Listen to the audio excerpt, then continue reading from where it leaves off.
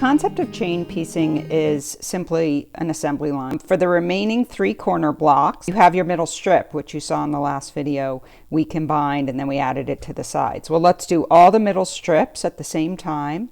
Then we'll do the middle to one side all at the same time, so 3 different times, and we'll do it to the other side. The beauty of chain piecing is that it does go faster, and I find I make less mistakes because I'm doing the exact same thing several times in a row. Then I'm doing the next thing 3 times in a row and the next thing 3 times in a row.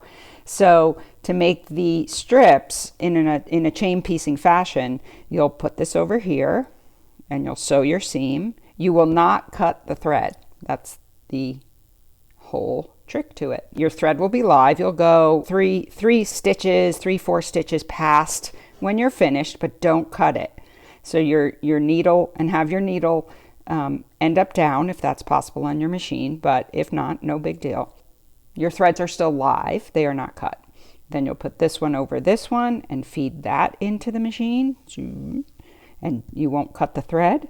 You'll go a little past, and then you will do this piece and feed it through the machine.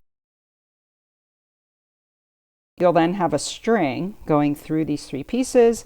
You'll see me cut them with a cute little tool, and then you'll open all 3 of those up, and then you will do this step. So you'll put that over, you'll sew, you'll leave the thread uncut. You will not cut the thread.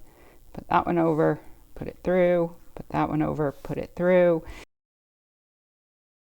You'll then have all of these pieces still connected with your thread here. You'll cut it, and you'll have your 3 strips.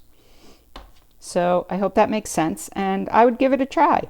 I chain piece everything possible when I have a number of things I'm doing that are the same exact step. And I'll see you in the sewing video.